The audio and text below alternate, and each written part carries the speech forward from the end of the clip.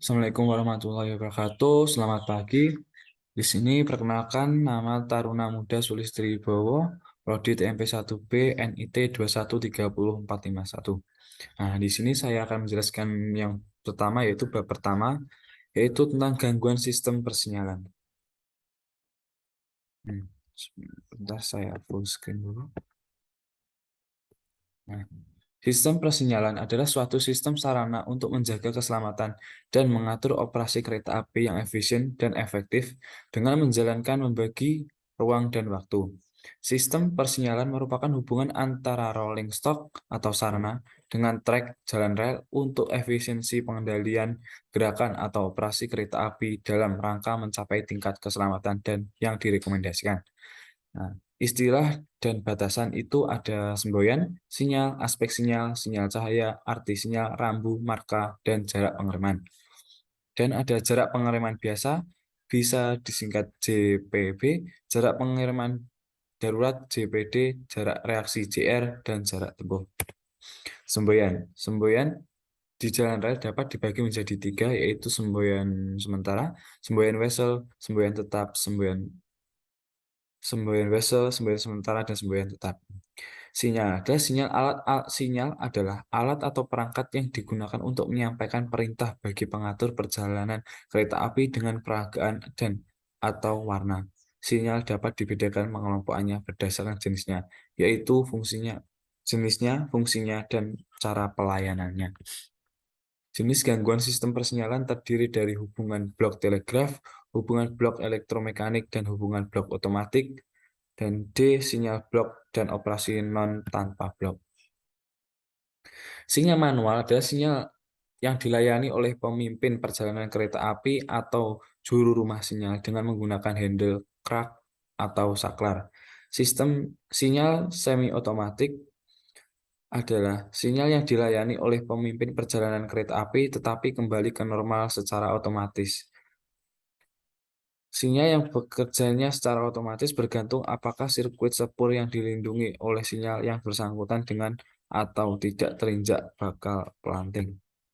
Rambu-rambu yang tertera pada reglemen 3 hal semboyan yang juga terdapat rambu-rambu sebagai berikut. 1.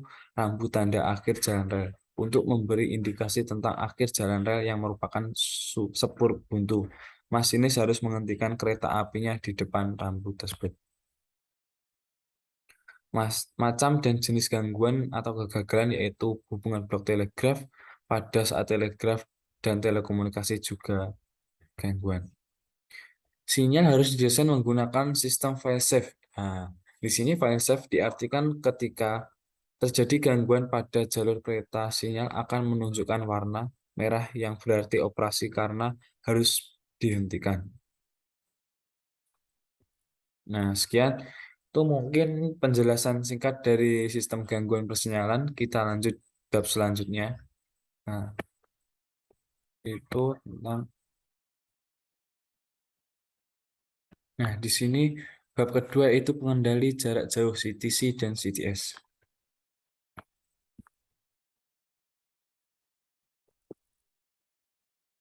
Nah, urusan perjalanan kereta api adalah segala segala kegiatan yang berkaitan dengan perjalanan kereta api dan penyelenggaraan kereta api.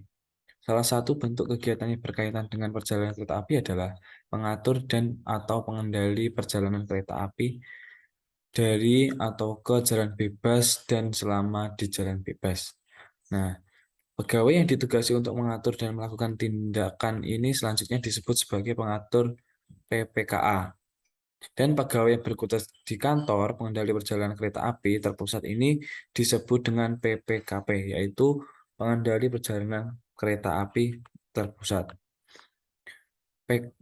Pengendali KA terpusat PKC atau Centralized Traffic Control, yaitu pengendalian perjalanan kereta api secara langsung dilakukan oleh PPKP dengan mengendalikan kurang lebih 10 stasiun.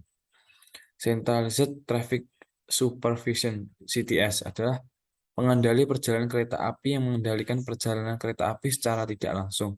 yaitu mengatur melalui alat telekomunikasi dan mimik panel modul operasi karena atau video display unit unit yang bisa menggambarkan posisi atau keberadaan kereta api di suatu tempat data blok, mengatur kelancaran urusan perjalanan kereta api di lintas wilayah pengawasannya, dengan tetap pengendaliannya dilaksanakan oleh masing-masing stasiun.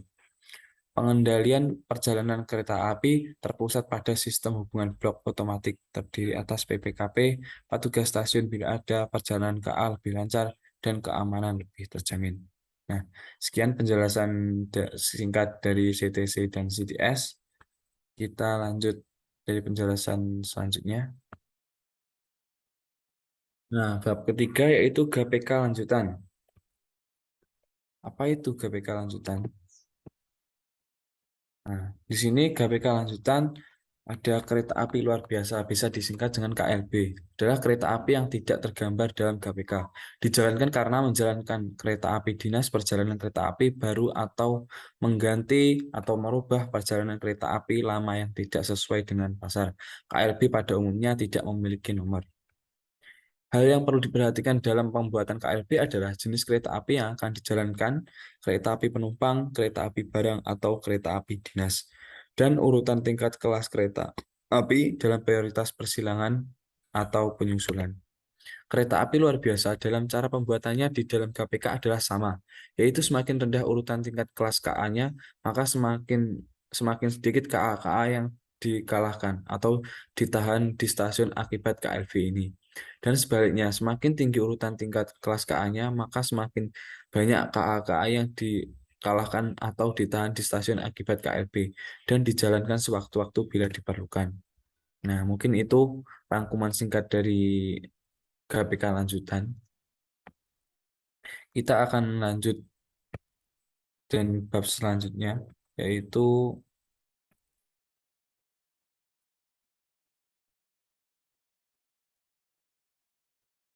pengumuman perjalanan KA.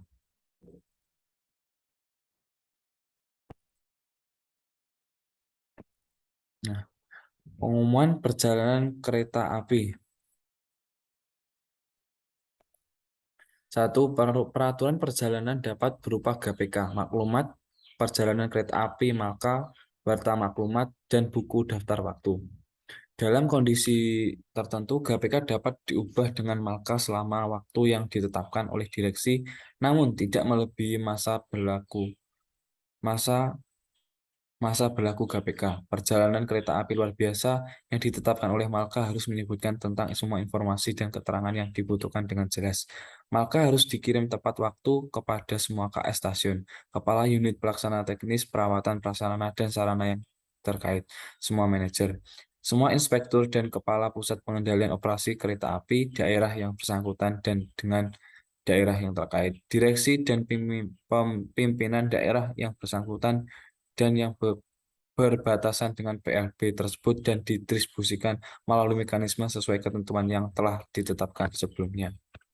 Warta maklumat atau WAM dimaksudkan untuk menetapkan perjalanan kereta api luar biasa apabila tidak cukup waktu menetapkan kereta api biasa dengan tersebut.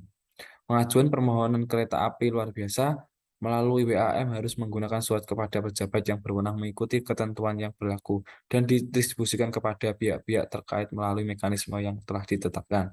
Peristiwa PLH dapat disebabkan oleh faktor teknis, kesalahan perencanaan, mengubah spesifikasi yang telah ditentukan, kelalaian mengontrol kelaikan fungsi alat, sumber daya manusia, tidak disiplin, tidak pemahaman regulasi, pengawasan rendah, tidak sengajaan alam, bencana banjir dan tanah longsor, dan pihak luar ketidakdisiplinan pengguna jalan. PLH perlu dilakukan secara terus-menerus secara kesinambungan melalui peningkatan keandalan sarana dan prasarana, pemantapan kecakapan dan disiplin pegawai, pemantauan secara ketat penyimpangan regulasi tindak jelas kepada pegawai yang lalai, kecakapan yang telah menyelidik PLH, pemantauan dan pengawasan daerah rawan bencana, dan sosialisasi keselamatan di perlintasan setiap bidang.